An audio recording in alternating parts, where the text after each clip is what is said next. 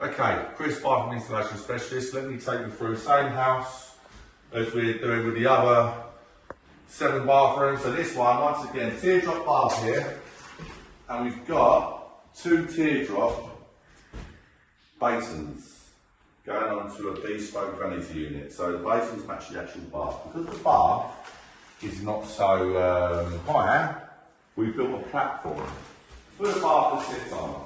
So that's going to go centre of the sash windows, floor standing taps from the floor up over the bath. We're going to have a column radiator over there to come on in the heating. We're going to have a chrome radiator on the wall over there to come on with hot water and heating. Obviously, toilet, flush plate. We're going to go chrome in here. A couple of niches there for where we want to put on. We put in a bespoke vanity unit here.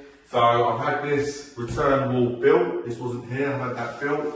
So the vanity unit can fit in there and just be completely bespoke. Obviously we're going to have our basins. The basin's going to be sitting on 30mm quartz. There's now a little overhang. We've got a big huge mirror going there. We've got our side lights and obviously sitting area for your makeup or whatnot. We're going to have a chrome tail rail with a column radiator here. And the customer really wants to have a cave effect shower enclosure.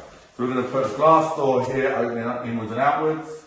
It's all grower, once again, shower head, complete wet room on the floor, tiled floor, niche all the way from left to right. And that's about it for this one. So once again, I'll show you what this one looks like once it's all done.